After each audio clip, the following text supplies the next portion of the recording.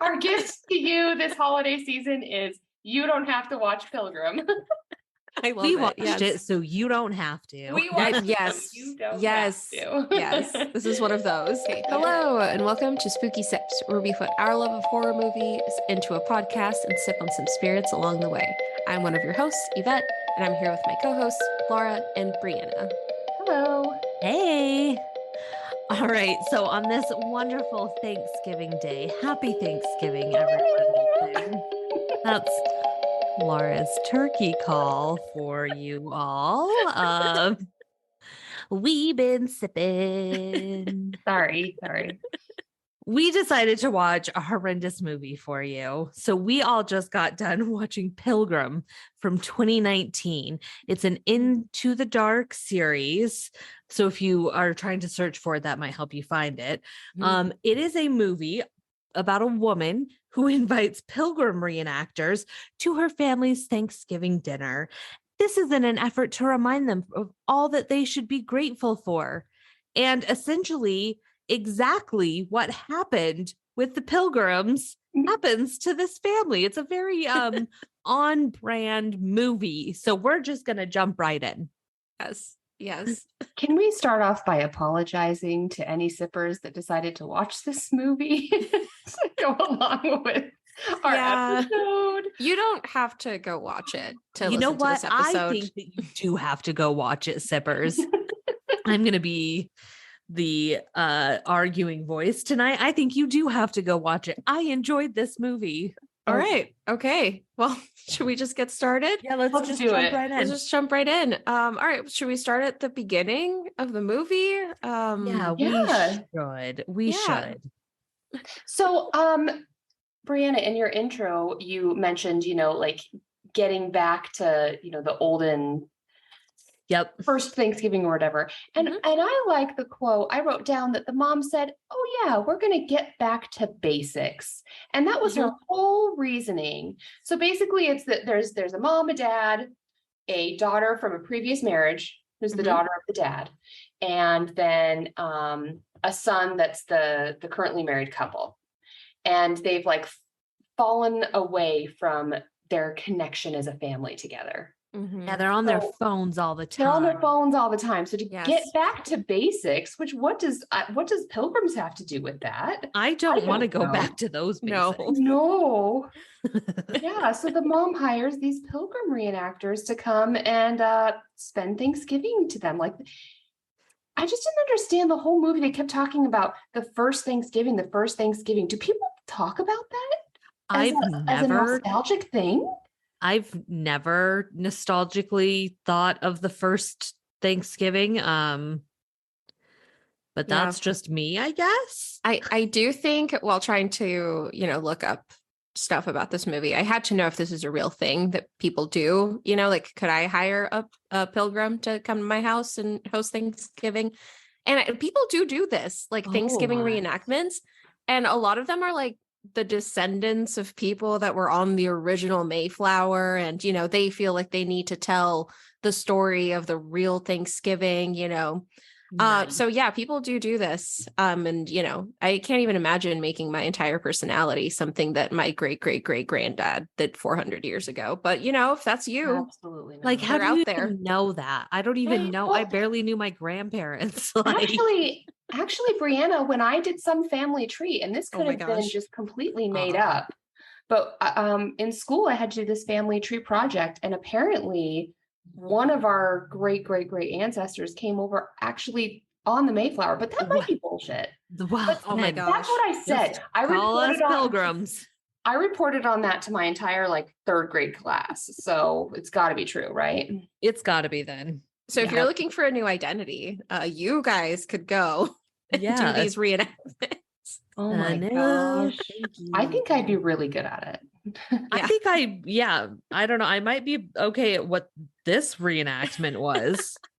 It was so bad. All right, so let's talk about the pacing of the movie, because we start out a little slow. The we see the family has a lot of tension between them, They right? hate each other. They hate each other. There's a lot of tension. And early on, the enactors get there early. It's a man named Ethan and his wife, right? Or friend. I don't know. I don't know if they say his wife. Pilgrim partner, Yeah. Patience. My favorite person. 3 times fast. They arrive early. They're very strange from the get-go. We can sense there's something odd going on with these people from the beginning. And they get invited in and just begin slowly starting to take over and return the house back to basics. So like basically they move in with the family and they never break character.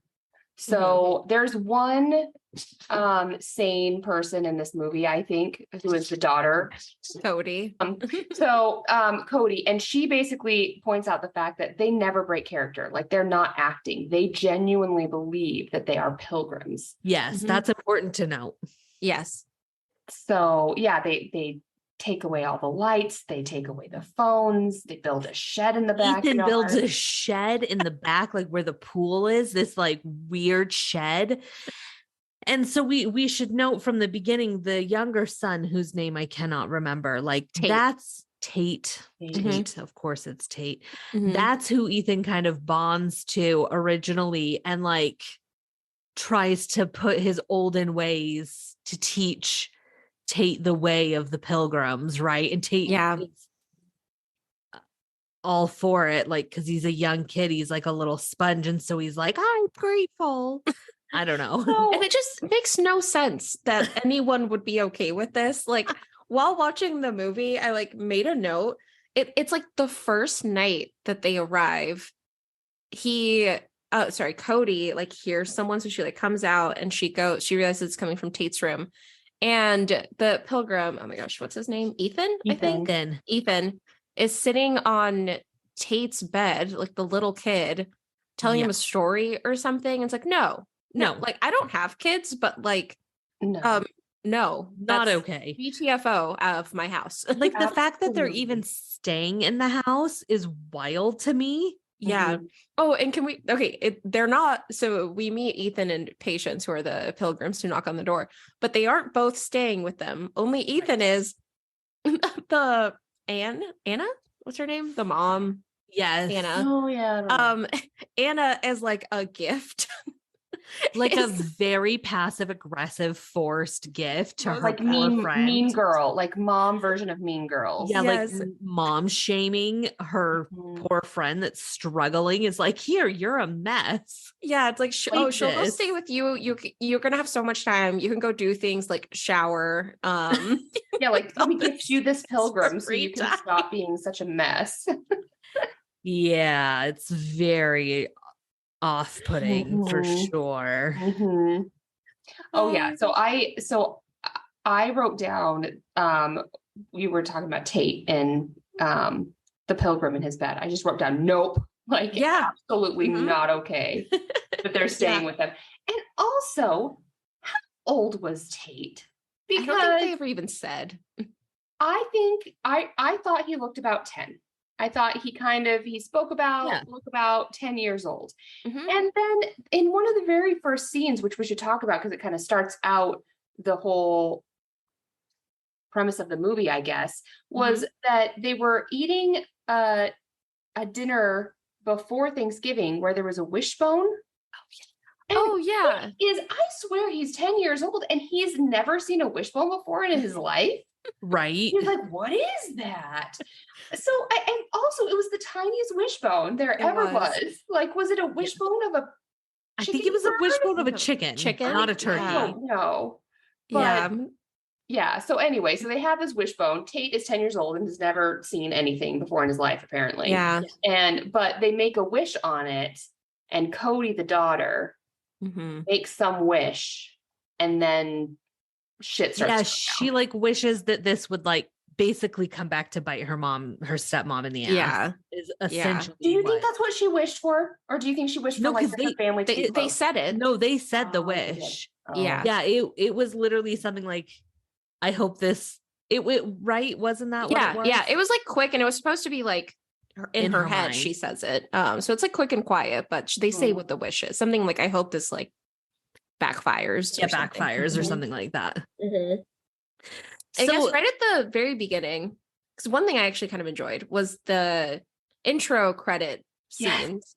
Yes, I agree. So good. Yeah, if we can just go like right back to the beginning. So because it starts with like, I guess the Thanksgiving where Cody's mom and her dad like break up. Yes, I really forgot. Muffled scene. And then break it cuts up to on this Thanksgiving. Intro. Yeah. And then it cuts to this intro.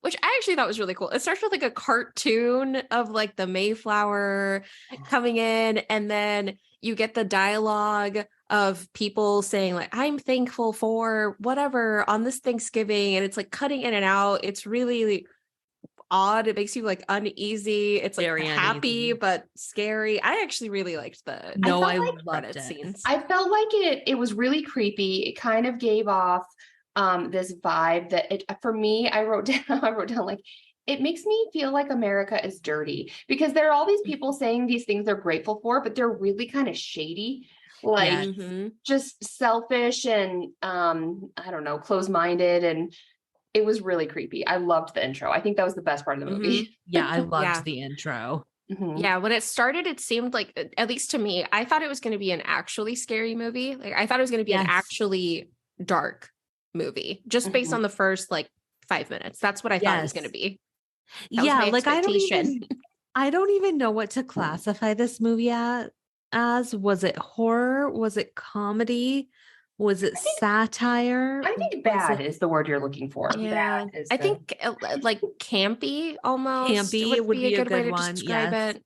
Well, and I think part of that was what I was saying earlier was the pacing, because it started really slow, and like the changes are low key at first, just swapping candles for lights and things like that.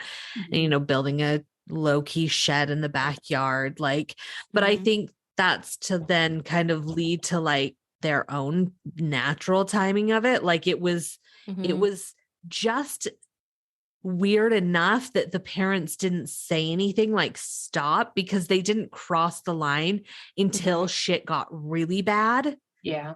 And so I'm guessing part of that was to be like, make it somewhat more believable. Right. I mean, it's not believable, but I think actually the pacing did help lend a hand to the believability a little. Yeah. It was almost, I got a little bored in the middle of it. Like, I'm not gonna lie, this movie is an hour and 20 minutes. Like, it's not even an hour and a half. It is such a short movie. And in the middle, I kind of like checked my phone. I started like doodling on my notebook. I started kind of getting a little sidetracked. It lost me a little bit in the middle there. It was a little too slow for me. Same. So I feel like the story was slow, but in the beginning, I actually initially thought they do these really weird, quick pans with the camera, and like the editing cuts that they do. At first I thought, ooh, this makes it like really kind of an uneasy, creepy vibe. Because even though the story is slow, their camera work is adding to like the creepiness of it. It got old really fast, and then I felt like they overdid it completely. But at the beginning, I thought, oh, this is kind of, I feel like the story is boring, but at least I'm feeling on edge because of the way that they're doing the camera. Yeah, they had some cool ones. Like, I feel like when Ethan was talking to Tate, when he finds the dead crow that he's trying to Tate finds a dead crow that he's trying to protect from the ants by building a little barrier around it. And Ethan tells him a story. And then he is about to give him some taffy, just like candy from his pouch. And, it's like a normal thing where he like reaches in to get it, but then the camera like jumps, like it cuts into him grabbing the candy out of the bag and opening it. And I feel like that's just like one example of it where it's like, at first it was actually kind of cool, because it was wait, like this could have been a normal thing. I mean, it's still weird to give a kid candy, but it made it just extra weird. The way that they cut it. And I feel like the score was actually pretty good. I do think the music made me feel uneasy, which I think was the intended purpose. It did. So I felt like some of the music did, but I felt like it was so random. I felt like the camera work and then the music, I felt like sometimes it was creepy. Sometimes it was a lullaby. Sometimes it was Renaissance festival music. Sometimes it was Irish music. Sometimes I was so confused by the music. It made no sense to me. So some of Yeah. it was good, but some of it I was like, what? They're just going all over the place. Yeah. Which, but yeah, maybe just adds to the uneasiness that you have because you don't know what to feel because of what they're doing. So speaking of uneasiness, we needed some wine to help us get through this movie. So let's talk about what we're sipping on real quick. Yeah. So in classic Thanksgiving style, we thought we'd be traditional. What do they drink the whole movie? White wine. What does everyone drink on Thanksgiving? White wine. So in our family, anyways, we usually pick a Gewurztraminer. That's right, kids. A Gewurztraminer. Thank you. Thank you for our Thanksgiving meal. So we thought we would drink one of those, a cool, crisp white wine tonight. Do you know why we started drinking Gewurztraminer on Thanksgiving? I do not. No. So when I was in college, I took a wine class with one of my college besties, Liz. Shout out to you, Liz. And we took a wine class with the instructor who referred to himself as Daddy. And Daddy would talk about different wines to have with different things. And he was the first one to talk about if you're drinking wine on Thanksgiving, you should pair your turkey with a Gewurztraminer. So we have Daddy from Ashland, Oregon to thank for that. Thanks, Daddy. Thanks, Daddy. Although I broke the rules and I didn't have time to go to the store, and also I prefer red. So I did a red blend, a blended family. Okay. All right. And also I drink red wine on Thanksgiving anyway. Yeah, it's okay. I will say this is actually pretty good. I mean, I'm also not a usual white wine person, but this is pretty good. Mine was a whole $5 and it's pretty yummy. It's pretty yummy. I just went to the Fred Meyer because I was lazy. So they only had two. One was $5, one was $15. But the $5 one had a cork and the $15 one was a twist off. So, I decided to be fancy and buy the $5 one with the cork. Easy to see. I'm a fan of the cork. I appreciate the cork. Yeah. All right. So maybe we should get into the kills because I feel like that's what really starts it, is our first kill. I feel like that is what kicks off the excitement with our favorite character of the movie, our friend Patience. Oh my gosh, I love her. So to set the scene, this is at the other house. So Cody is dating the son of the friend who got sent the other pilgrim. Yeah, Catherine is her name. So the boyfriend's name is Finn, and then his mom is Catherine. So Cody and Finn are dating. So at the other house, Finn and Catherine's house, they have Patience. And we see her like telling Catherine how she needs to take better care of herself. And I don't know, she's being very condescending, but in a almost caring way somehow, and making Catherine a cup of tea because she says that Catherine needs to sleep. So she's making her this herbal blend that will help her sleep. Right. And then I don't remember exactly how we, yes, I do. I do remember. Okay. So cut to Finn coming home. And he's calling for his mom. He's like, "Hey, Mom, where are you?" And he just hears this banging sound coming from upstairs. So he goes into the bedroom and he sees Patience facing the corner and her hands just moving up and down.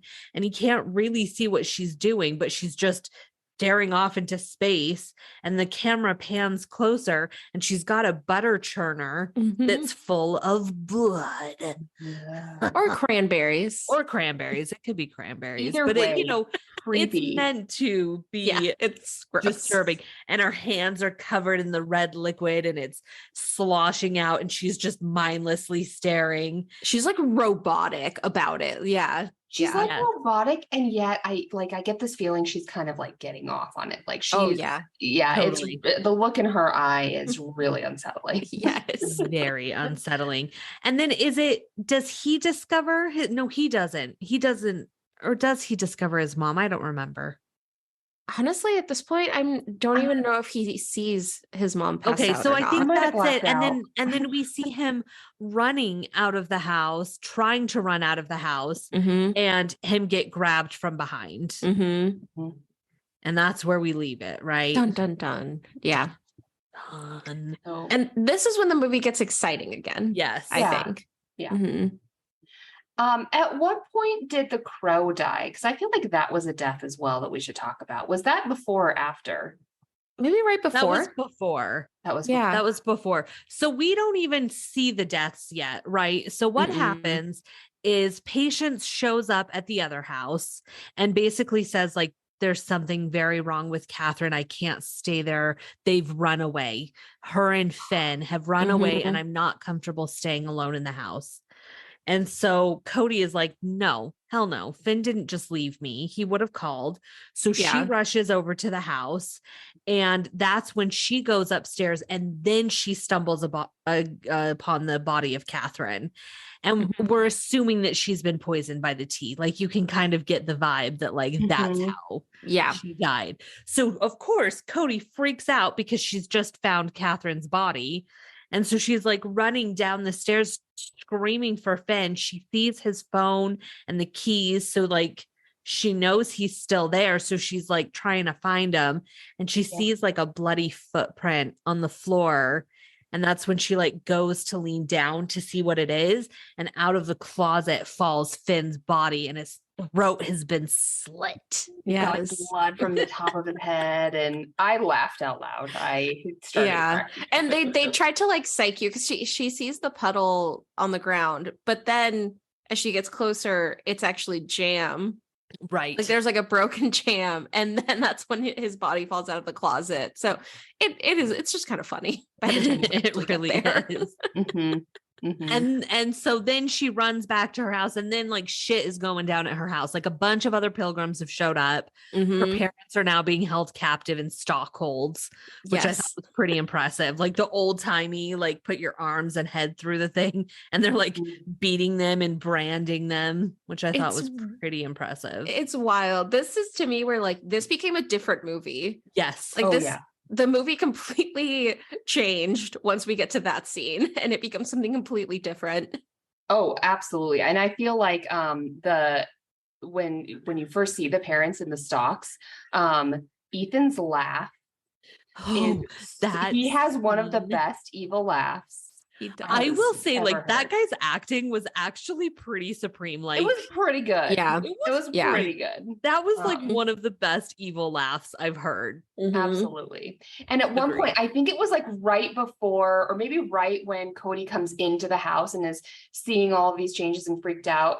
At one point, one of the characters goes, "It's just Thanksgiving." I was like, oh my god, the one lines. I'm gonna say that in a few weeks, guys. Oh my gosh, yes, phenomenal. So then it gets a little hazy for me. I'm trying to remember. I don't know. A bunch of chaos ensues. Well, so okay, yes. So because this is one of my favorite scenes where, again, the movie just becomes something completely different from what we were watching at the beginning. Cody finds her parents. All of the pilgrims are inside the house, like preparing something. So she runs over to untie them. And after she unties them, one of the pilgrims comes and tries to attack them. Yes. And that's when all three of them, the family, kind of like comes together to take this guy down outside while no one else is around. They like get him down, but like he's like this big guy who just like refuses to die. And that's when they had what I think was just the funniest moment, which is they all go and find a weapon. Yes. All three of them run around, and then all three of them hold their weapons up like at the same time, and it like zooms up to their three weapons, and then they just start whacking this, like murdering this guy. Yes. Well, and that's when the favorite line of the entire movie for me happens, when I don't even remember who says it. It was but Cody. They go, "Did we just murder as a family?" Yes. Did we just murder together as a family? As a family? Well, you know what they say, ladies. The family that slays together stays together. Oh, I worked really hard on coming up with I it. know. I can tell Thank that you. you did. That was good. You were waiting for this one. I thought it was good. That was a good one. I have Which- many other yeah. versions of it if you'd like to. Oh my God. No, that one's good. And we'll hear all of them at the end. Oh my gosh. No, but that was like straight up like, oh, this just became like a horror comedy. Yes. Mhm. Because clearly they were self-aware and like, did we just murder together? Like, yeah. I mean, it's like it descended into a comedy at that. I mean, it already was like getting there, right? Yeah.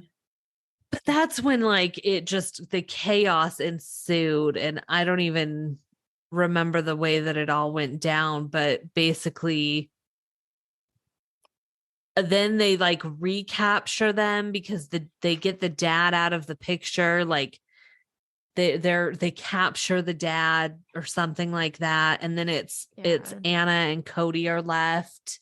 Yeah, because on their own. they don't know where Tate is at this point. Right. So Mhm. the three, like mom, dad, sister, are all outside, but Tate, as far as they know, is still inside the house. So they're like, okay, well, we have to go back in. You know, Right. you can't leave Tate inside. So that's when they all try to sneak back into the house, which is how they get captured. Okay, that's right.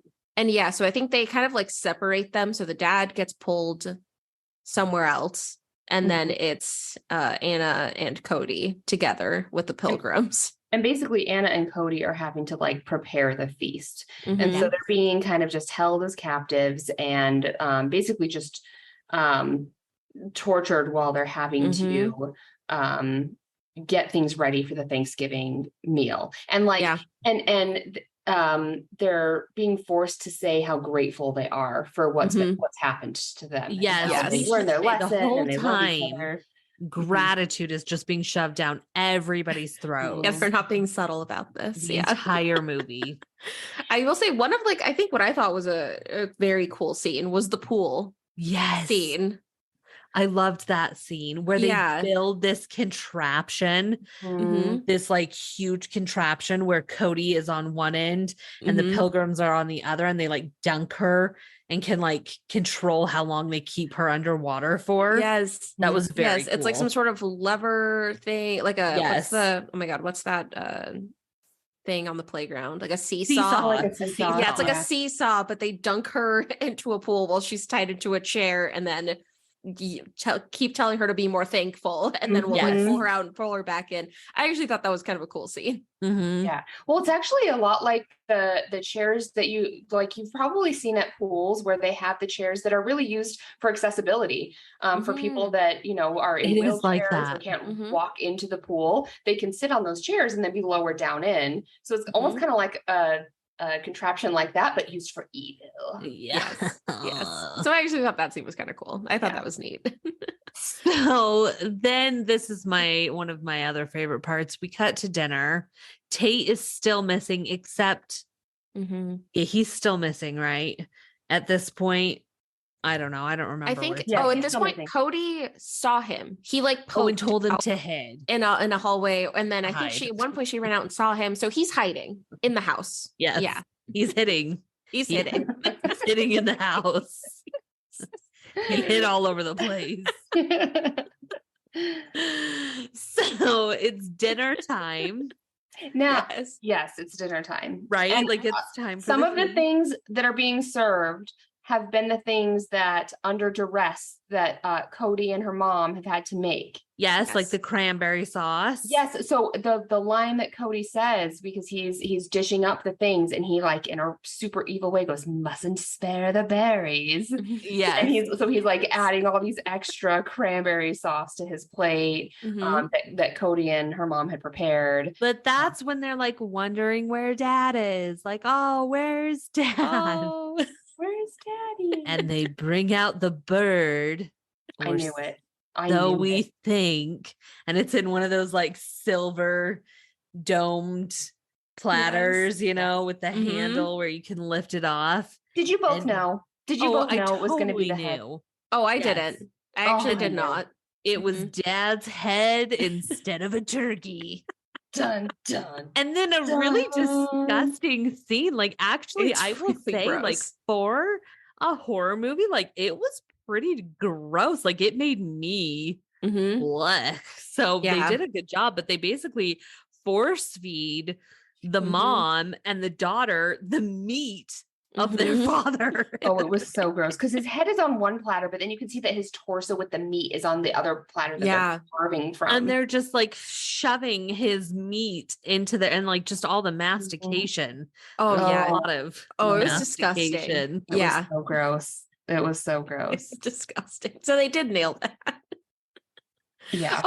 Wait, did we hold on? When was Patience stabbed in the head? Was that earlier or what? Oh, that because I think that was actually earlier. Oh no, right? That was when they were preparing. That was when dinner. they were prepping. Yes. So Anna, I think it was the mom because they're preparing the dinner and then Patience just gets shoved. It was almost kind of like the scene in Halloween that we saw a couple weeks ago. She gets like pierced in the side of the temple basically with, what was it? Was it a fork or it looked like a screwdriver. It looked, I mean, it was like a long stick thing. Maybe anyway, a needle. Was it for like the berries? I don't know. She's just such a badass about it because she's bleeding from the head and Cody's all worried about her and she's like, I'm fine, and just pulls it out of her head. Right. Like no big deal. Yanks it out. I'm fine. Patience is my favorite totally character. Fine. Just a slight lobotomy. No big deal. Yeah. Not a big deal. Everything's fine. So sorry, we can jump back to the dinner. I was just trying to remember when that happened. But so at this point, Patience has already been stabbed in the head, but she's okay.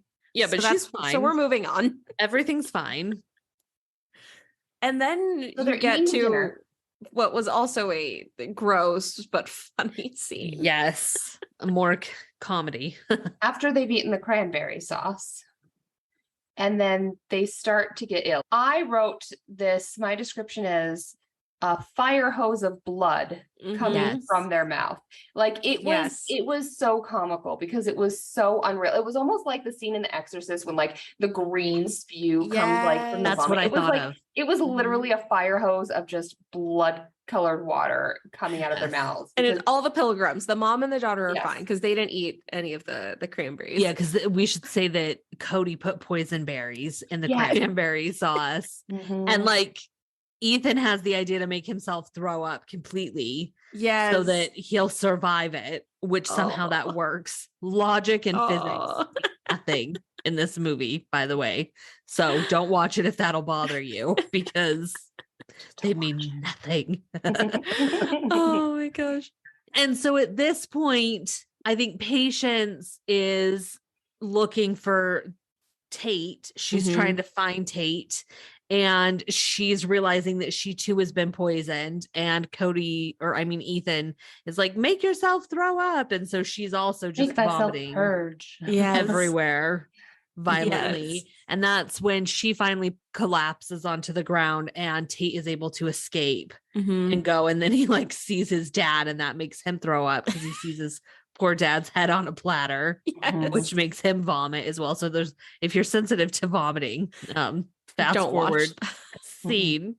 Yeah. Because it's atrocious. And so then a fight goes down where basically like Cody and the mom, or I think it's the mom. I'm now not even remembering. It's the mom and Patience. And they're fighting. And I laughed out loud hysterically, had to pause the movie when the mom picked up her husband's severed head, decapitated head, and used it as a weapon to throw to the pilgrims that were trying to murder her and her family. Like amazing. What?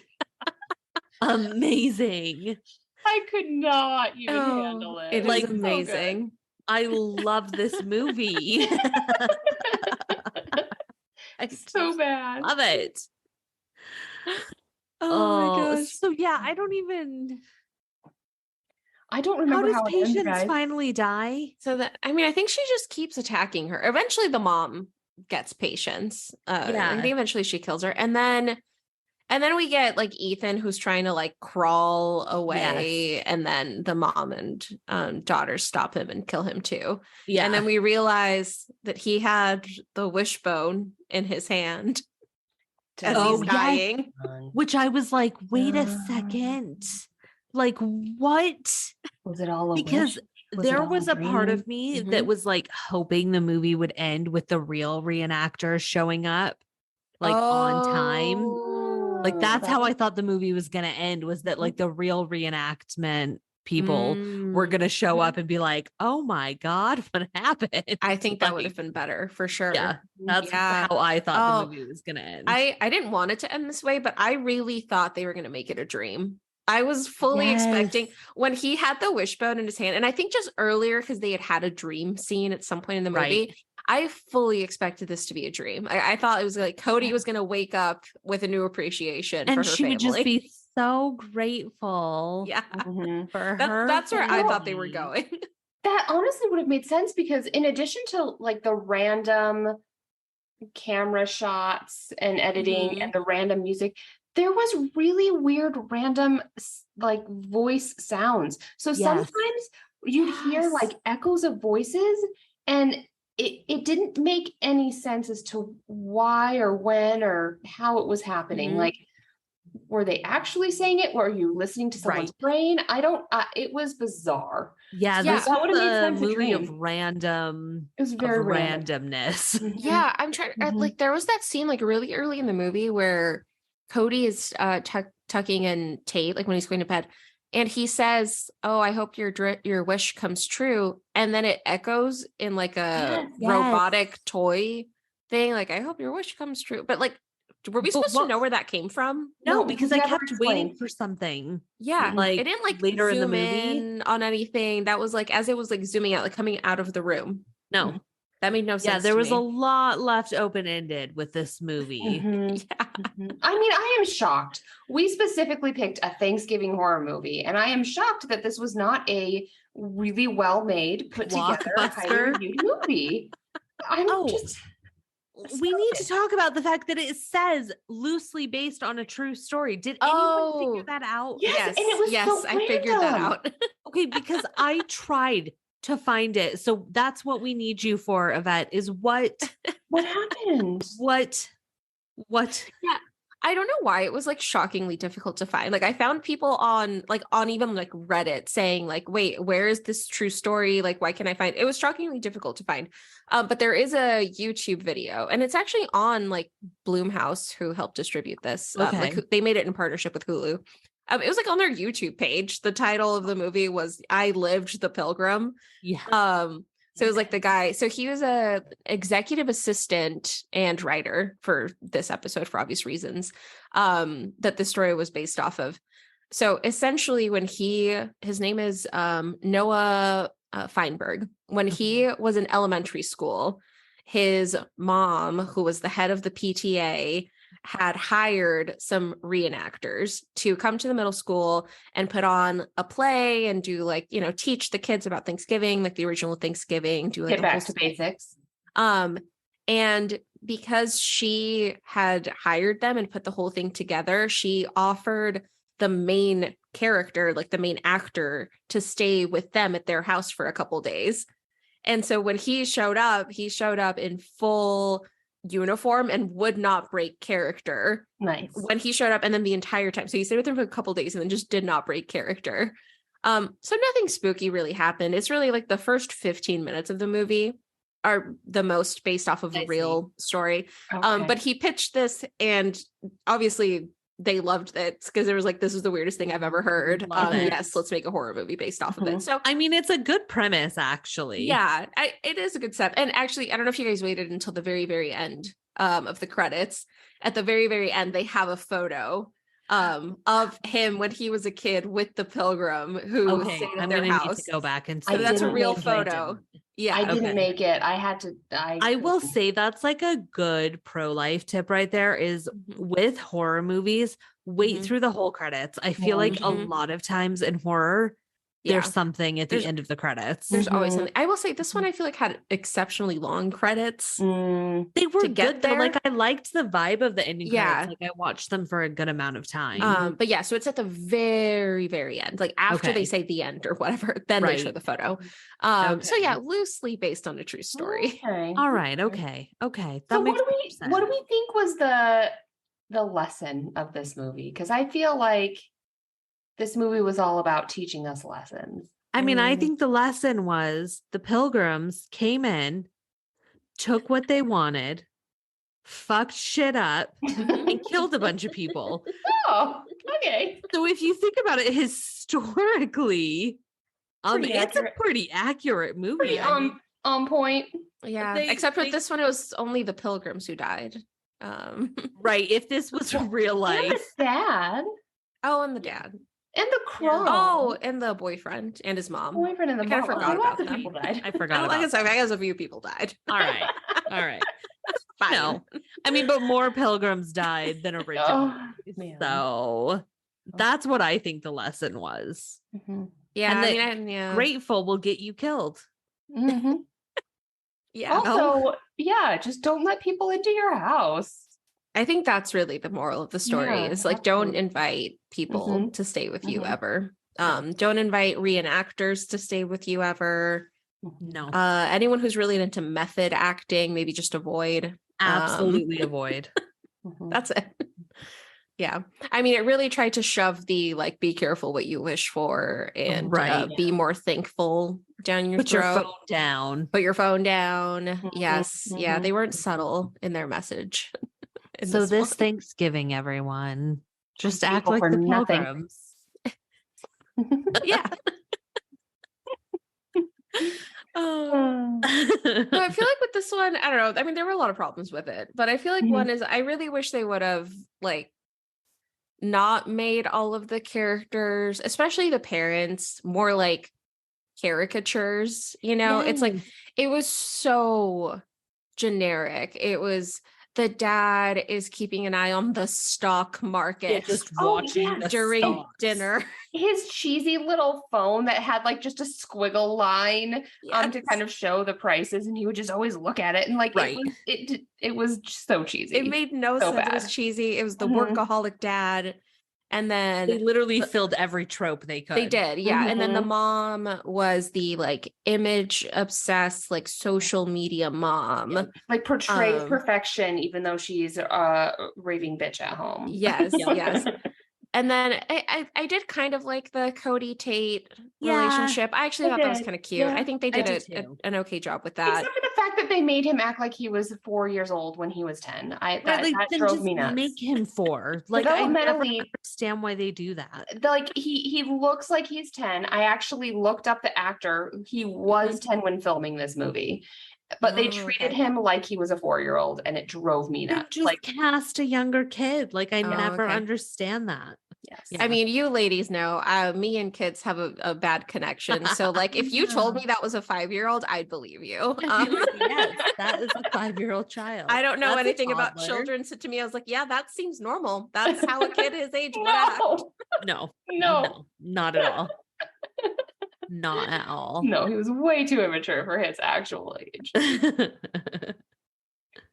So good. But yeah, I wish they would have given us a little more. I know even like an interview, the actor who played the dad, I'm forgetting his name, but and he's actually been in a bunch of other horror movies. He was in like Final Destination. And he looked familiar. Yeah, he's been in other stuff.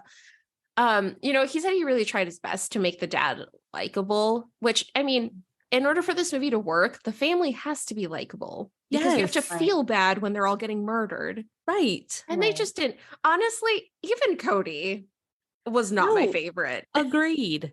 I agree. I liked Cody. Really? I did, yeah. It was a little too much. Like, even angsty teens don't act like this. She wasn't 14. She's supposed to be 18. Like, have a little less. Yeah. And I know they tried to throw in the random story of the mom leaving on Thanksgiving, which was so weird that they even had that side story. But I mean, whatever. I don't know. Even when they show that. Okay, even when they show that though, I mean, again, I don't know how old people are. So what was she, like 10? I don't know. She should have been over it by now. So I'll say. Right. That was a long time ago, Cody. Yeah, Cody. I don't know. I didn't really like any of them. I think they should have made it a little more likable if we were supposed to feel bad when they all get murdered. Yeah, I do feel like I liked the Pilgrims more than the family.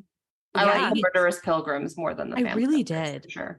I want a prequel about Patience. Yes. That's all I want. I want her. I want to Mm. know her. I want to Because know we what did- happened. We did learn a little bit about Cody, and his background. You So mean Ethan? yes, sorry. Why do they both have like male names that sound the same to me? I mean, there's a lot of generic names in this sounds movie. nothing like Cody. We're like, yeah, sure. And is also not a female name. I've never met a female named Ethan. Okay, But- honestly, other than Good point. Patience, they all have generic names. Yeah, So they really it's- Yeah.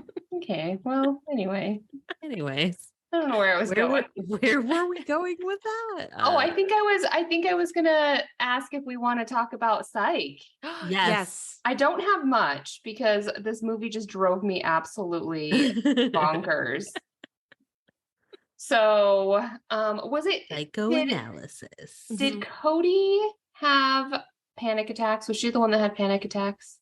No, that was Finn's mom, Catherine. Oh, it was Finn's mom. Okay. Mhm. I just wrote down panic attacks. I also love that they just made Catherine troubled. Like it's Yes, like, troubled. oh, when did she have the Generic last troubled. cigarette? And it's like, oh, well, her anxiety attacks. And then when she leaves, it's all her problems just came back, and that's what she drove away. It was like Yeah. the most generic It form was. of She has trouble. issues. That's probably why I don't remember who it was. 'Cause I was like, I wrote it.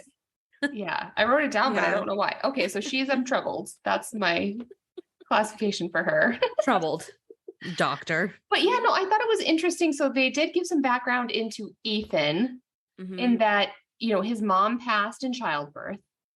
Right. So then I think his dad basically hated him for it and was super abusive. Mhm. But Mhm. do we feel like, I don't know, was Ethan of this time, or was he truly a pilgrim who has come back to kind of teach the modern world lessons? Like, do we think he was born of this time, or do we think he was genuinely a pilgrim? I Mm. think he was genuinely a pilgrim. I think Patience was not. I think the others were not.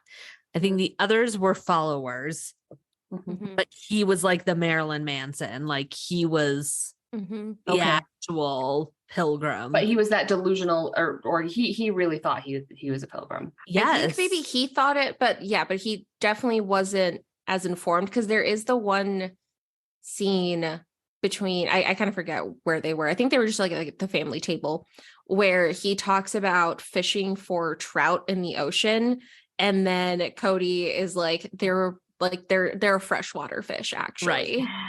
So his facts aren't even like fully there. But She, I like, think woman's he blamed his believed it. story. Yes, Yes. she did.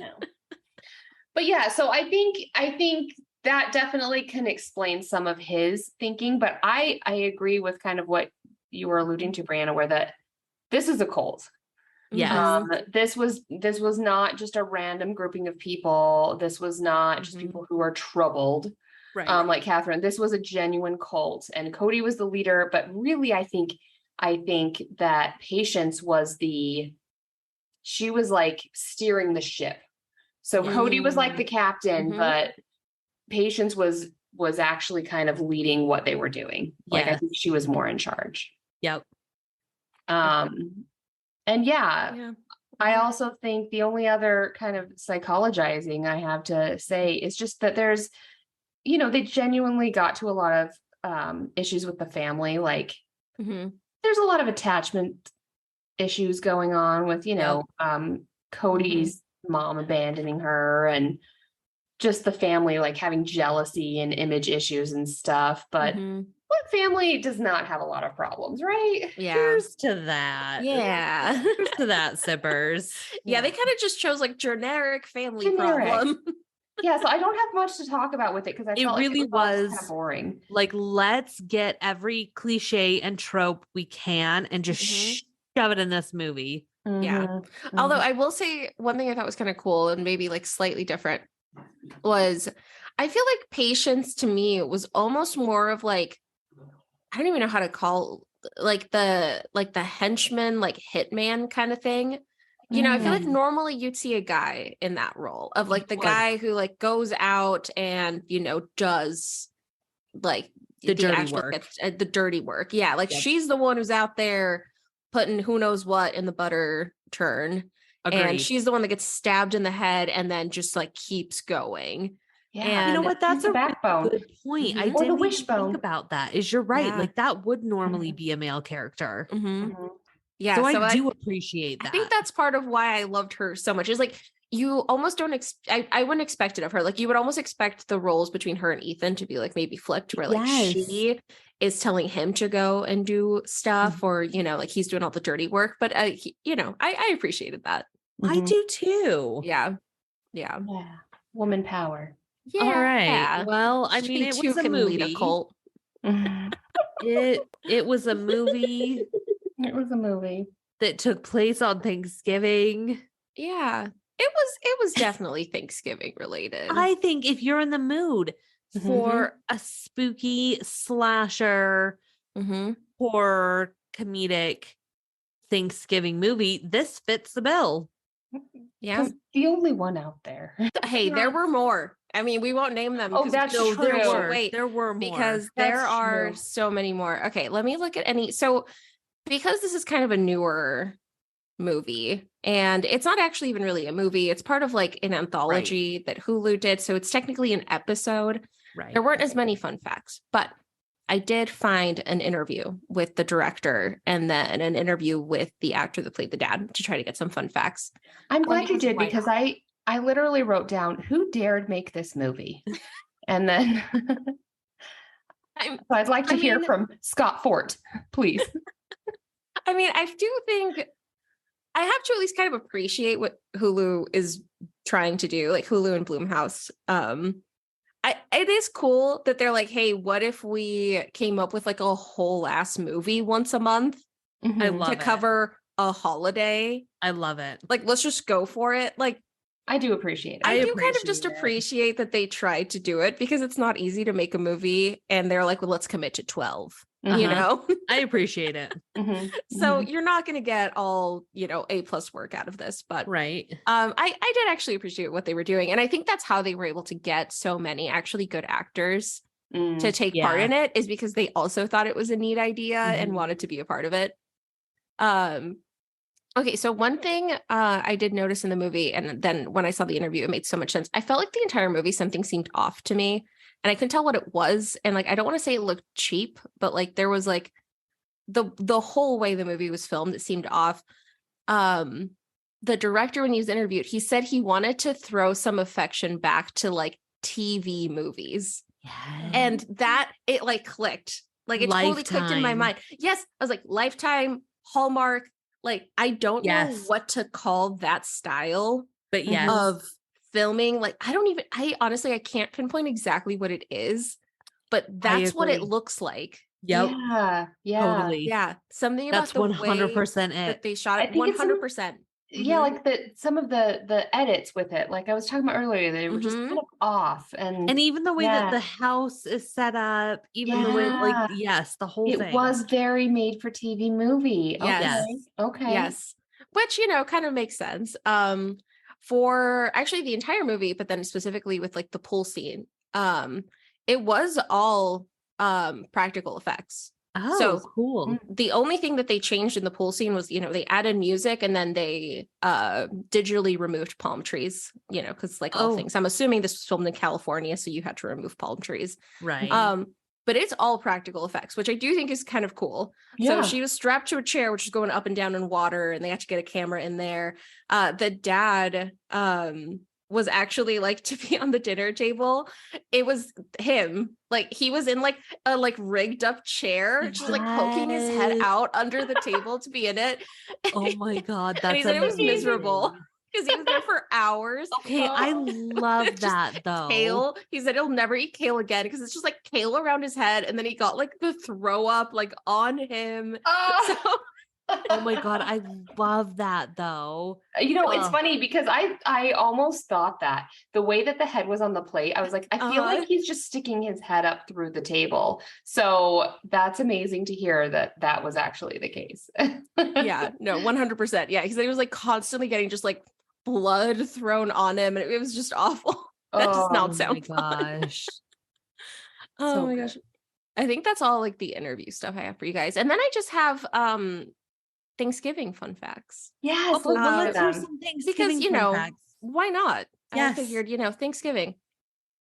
So one thing I had no idea about, the day after Thanksgiving is one of the busiest days of the year for plumbers. Oh. So guys, don't pour hot oil down your drain. This is a public service announcement. Cooking 101, guys. Yeah, just be careful what you put down there. Food processors really aren't meant to handle much. No. Throw it in the trash. Careful what you're throwing down there, because your plumber's going to be busy. Good to know. I would have thought that. Americans eat about 700 million turkeys every Thanksgiving. Gosh. And typically consume 3,000 to 4,500 calories after their Thanksgiving celebrations. I believe that one. That feels right to me. That feels really right. Honestly, if anything, I was kind of surprised it wasn't higher. Right. I know. Is that just during the meal or is that the whole? Yeah, that's just on Thanksgiving. Like, honestly, it was actually not as bad as I expected. No, that's not so bad. Butterball, the like turkey brand, has a hotline that you can call, and every year they answer over 100,000 turkey related questions. Oh my gosh. What would that be? I knew about that. Have you dialed? This is 1-800-Butterball. I have not dialed 1-800-Butterball, but I'm going this to is a thing that has been year. around since we were kids, because I remember, I forget like who was talking about it, but it's like, yeah, if you don't know if your turkey's done or if you like overcook your turkey or undercook your turkey, you call them to find out, what do I do? And I just think that is the most call them this thing year I've ever heard. Yeah, they've been around for over 40 years.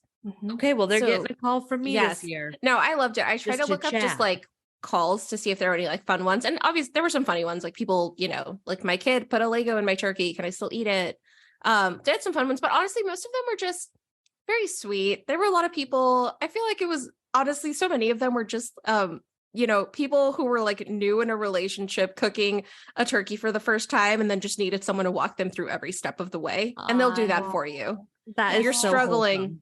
1-800-Butterball. I think we should call them on Thanksgiving this year and just say Happy Thanksgiving. Like, just give them a well wish. Just wanted to say thanks. So to all of our listeners, sippers, call on Thanksgiving after you've listened to this episode. Yeah. Thank you, Butterball. Thank you, Butterball. Which I think is so cool. Okay, some fun president ones. Calvin Coolidge was gifted a live raccoon on Thanksgiving, which was intended to be like on the table of Thanksgiving. We expect to like kill it. He obviously could not do that, and they declined to do it. So instead, he and First Lady Grace Coolidge decided to adopt the raccoon, gave her the name Rebecca, and kept her as a White House pet. Rebecca. Which, is there a more perfect name for that? No, there's not. Oh, because I was about to be like, the fuck, right? No.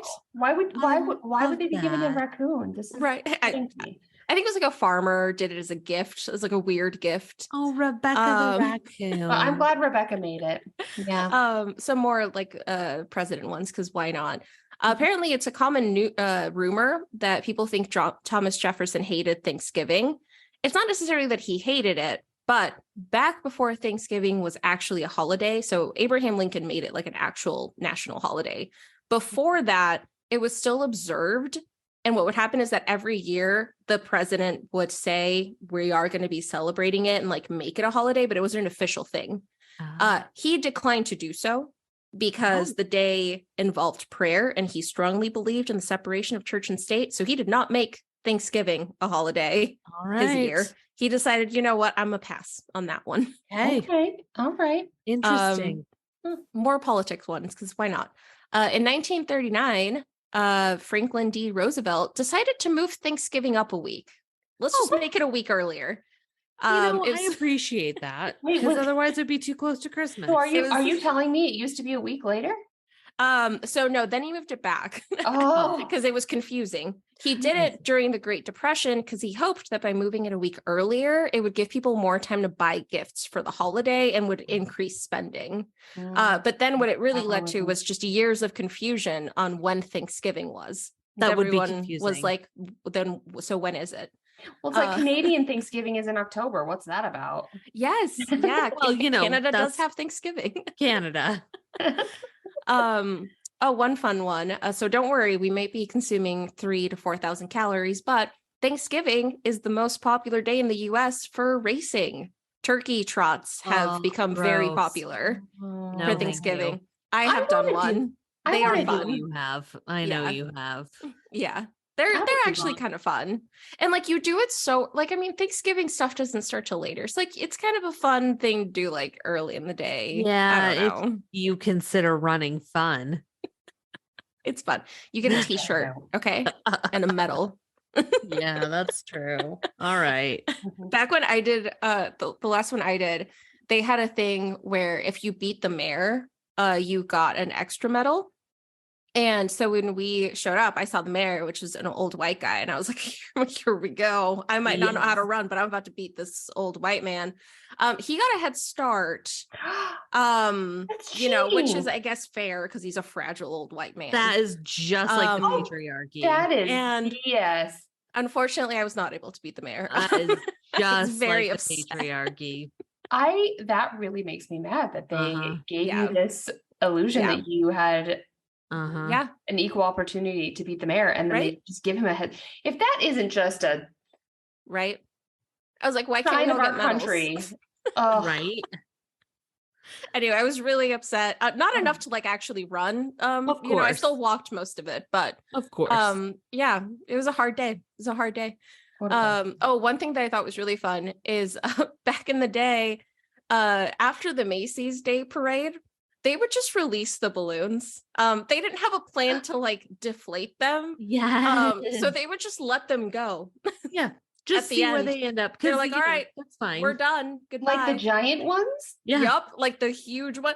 And also back in the day, they didn't have size regulations because they didn't realize that like maybe giant balloons were like a hazard. Right.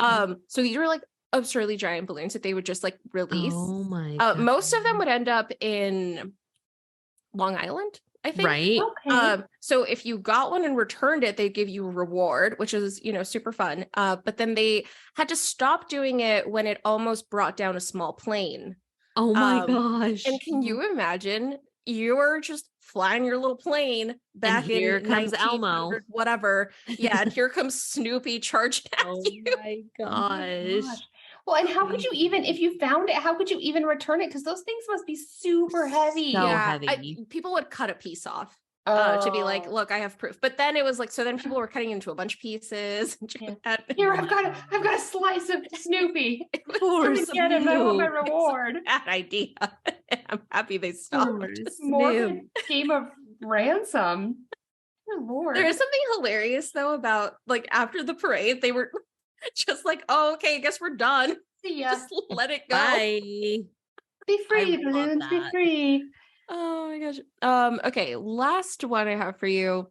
The wishbone related to this movie goes back to way, way, way back. An ancient Italian civilization believed that birds were like future predicting oracles. So when they slaughtered a chicken, they would harvest its wishbone and set it outside to dry in hopes of preserving its divine powers. And then as you pass by, you could pick up the wishbone, hold it in your hand, and then softly stroke it while you made a wish. So it actually kind of similarly stayed true. The weird wishbone gets wishbone. A wish, yeah. Okay. Interesting. Yeah. All right, well, we're all gonna have to make a wish this year. Yeah, those are my Thanksgiving fun facts for y'all. Those are very fun facts. Mm-hmm. I like it. Yeah, so fun. I like it. All right, so here on Spooky Sips, we don't give stars, we give sips. So ladies, out of 5 sips, how many sips do you give this movie? Oh God. I can go first. I I think I give this movie 1.5 sips. Okay. I give it 1.5 sips. I don't know. It's trying to be a lot of things. I wish they would have just stuck with the comedy element, because I actually think at the very end it got really fun. Like that, like almost like, like the cabin in the woods, like making fun of horror movies kind of thing. I wish they would have just done that the whole time, because it would have made it better. But they didn't. Agreed. I think this one falls under like mistaken identity throughout the movie. Yeah, it was only kind of fun. I'm sure there's other Thanksgiving movies. 1.5 for me. Okay. I feel torn, because I feel when I first watched this movie, I literally I wrote on my paper in giant letters, I cannot. I was so upset about it. So I hated it. But then talking about it, I'm almost kind of warming to the movie. So initially I would have given it, I think, maybe no sips. Oh man. But after our little chat, I'm gonna go ahead and give it a half a sip. Half a sip. Half a sip. Okay. Half a sip. Mm-hmm. Yeah, I'm gonna have to go with a 1.5. I agree with it. I think that if they had just chosen one way to be, like if they had gone with the over the top slasher, like serious but cheesy slasher, I would have appreciated it. Yeah. Or if they had gone completely with the comedy route, would have appreciated it. But yeah, you're right. It was a case of mistaken identity. So yeah, I'm gonna go with 1.5 sips. Yeah, you got to give it something just for patience, like just patience alone. She was 2 sips for me. The rest of the movie was 1.5. Yeah, like patience was like 2 sips or 3 sips for me, but the whole rest of the movie was like negative 2.5 sips. Yeah, so, no, for sure, agree. All right, so we wish you a very happy Thanksgiving from Spooky Sips to all of your homes. We hope that you will have a wonderful day, everyone. Happy Thanksgiving. Happy Thanksgiving. Bye. After the episode, all right, start over. You best get to shocking, because I just wanted to say that. Yeah. Okay. All right. The family that slays together stays together. That's the one we got. Yes. The family that scares together cares together. No. The family that is sick together will stick together. Oh my God. These are terrible. The family that does crime together has a good time together. Oh my God. And the last one is the family that's bad together is glad together. Painful. Thank you so much for sharing all of those with us. I thought of nothing for 24 hours other than trying to come up with those. I believe that. Well done. Well done. Thank you for that. Thank you for the time you put into that. Thank you. You know that came from, there was some ad. It was when Brianna and I were living in the Dalles, and there was some ad. It was something about like selling boats. And it was this really happy family. And it was like the family that boats together, floats together. And it was like this family that was all happy. And then my dad goes, and the family that drowns together frowns together. Thanks for listening to Spooky Sips. If you enjoyed this episode and you'd like to help support the podcast, please share it with others, subscribe, and leave a rating or review wherever you're listening. To stay up to date on all the spooky things we're up to, don't forget to follow us on Facebook and Instagram at SpookySips_podcast. Thanks again for listening. See you in 2 weeks for a new episode.